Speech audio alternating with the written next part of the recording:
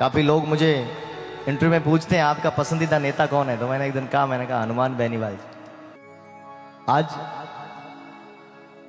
एक ऐसी शख्सियत की जन्म जयंती है जिन्होंने हमको सिखाया कि शिक्षा ऐसी शेरनी का दूध है जिसको जो पिएगा वो दहाड़ेगा। मैं आज उनकी इस पावन जयंती पर उनको सादर नमन करता हूं, जिन्होंने संविधान की उन पंक्तियों में ऐसा दृढ़ संकल्प और ऐसा विश्वास दिया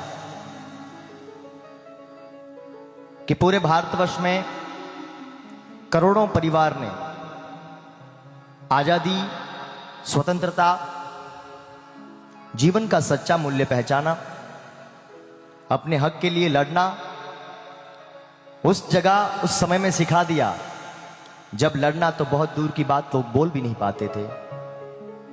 जिन्होंने अपने पूरे जीवन में संघर्ष ही संघर्ष देखा, दुख और विपदाओं के पहाड़ अपने ऊपर झेले और उस विपदा और संकट के काल में भी अपने उन सभी पीड़ित दुखी लोगों को न्याय दिलाने के लिए और साथ साथ आजादी से, स्वतंत्रता और इज्जत के साथ, सम्मान के साथ जीना सिखाया। मैं ऐसे बाबा साहेब डॉक्टर भीमराव अंबेडकर जी को प्रणाम वंदन करता हूं। आज हम सब यहां पर 3 वर्ष की एक पीड़ित बालिका के लिए इकट्ठे हुए हैं और सच कहूं तो ये कोई भक्ति नहीं, कोई गीत गाने का मेला नहीं, कोई उत्साह करने की जगह नहीं।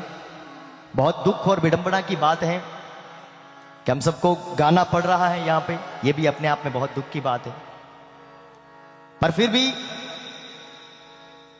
आज इस भक्ति के माध्यम से ही सही हम सब उस बिटिया के लिए, न्याय के लिए यहां पर बैठे हैं। मैं पधारे हुए सभी पिता तुल्य बुजुर्गों का, माताएं बहनों का और युवा साथियों का हृदय से धन्यवाद करता हूं। इस न्याय की लड़ाई में वैसे तो हम आवाज राजस्थान भर में गूंजती हुई देखते ही हैं।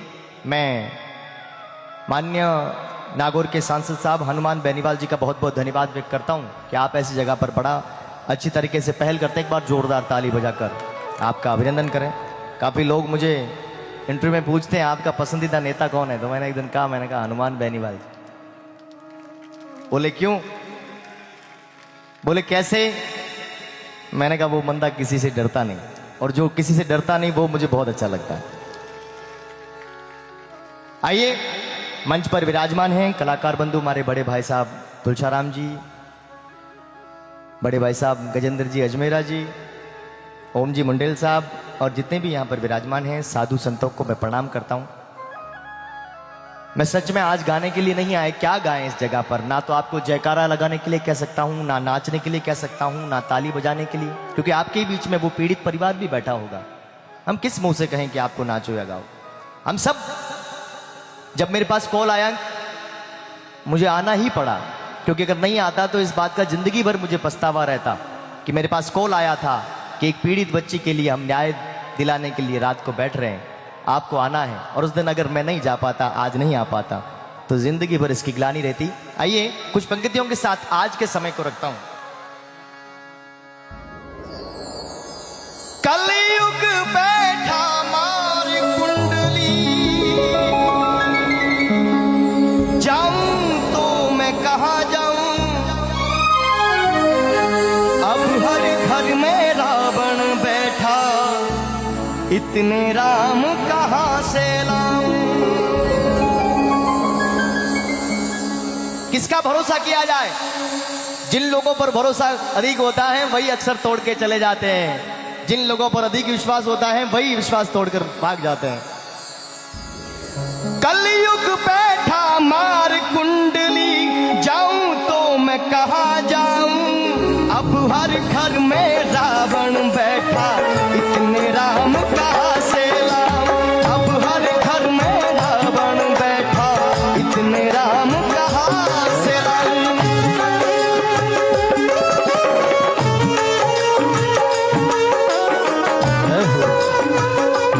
जय सिया राम।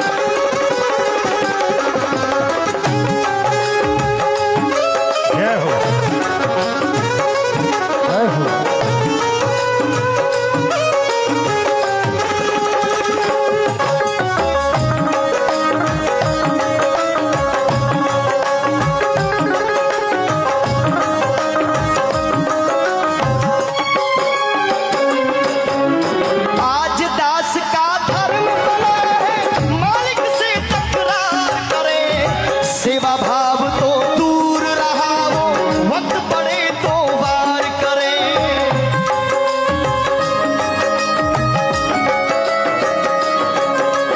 आज दास का धर्म बना है, मालिक से तकरार करे। सेवा भाव तो दूर रहा वो, वक्त पड़े तो वार करे। सेवा भाव तो दूर रहा वो, वक्त पड़े तो वार करे। तब थी दासी एक मंथरा, आज वही घर घर पाऊं। तब थी दासी एक मंथरा, आज वही घर घर पाऊं। अब हर घर में रावण बैठा, इतने राम कहाँ से लाऊं। अब हर घर में रावण बैठा, इतने राम कहाँ से लाऊं।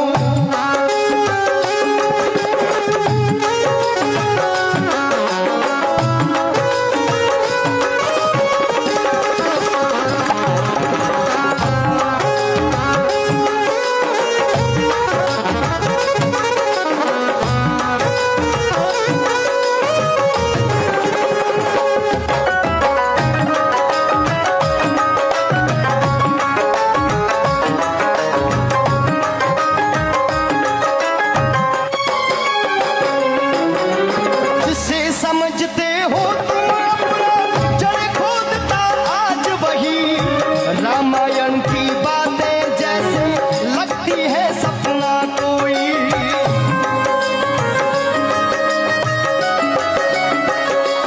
देखिए, सैकड़ों वर्ष जिस भारत में सुख की कल्पना करी थी, वो आज कहीं दिखता हुआ नजर नहीं आता। उसका कारण है मन के अंदर बैठा हुआ वो रावण, जिसको हम मार नहीं पा रहे। इसलिए ये पंक्तियां आज के समय के लिए बिल्कुल सटीक बैठती हैं कि जिसके ऊपर अधिक विश्वास किया जाता है, हमेशा वो विश्वासघात करने पर खरा उतरता है। जिसे समझते हो जड़ खोदता आज वही। रामायण की बातें जैसे लगती है सपना कोई। वो रामायण की बातें जैसे लगती है सपना कोई। तब थी दासी एक मंथरा, अब वही घर घर पाऊं। अब हर घर में रावण बैठा, इतने राम कहाँ से लाऊं। अब हर घर में रावण बैठा, इतने राम कहाँ से लाऊं।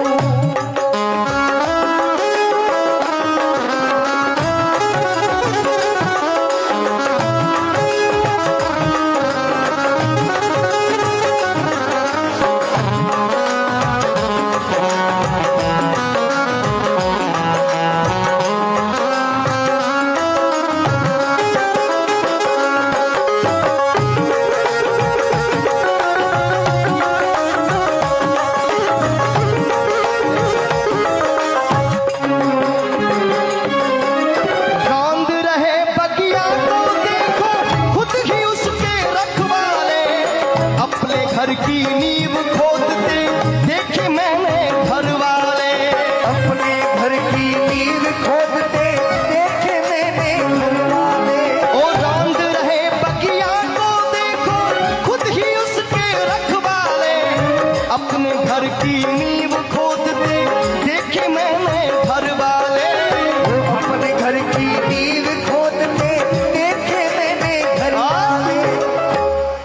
तब था घर का एक ही भेदी, आज वही घर घर पाऊं। तब था घर का एक ही भेदी, आज वही घर घर पाऊं। अब हर घर में रावण बैठा, इतने राम कहाँ से लाऊं। अब हर घर में रावण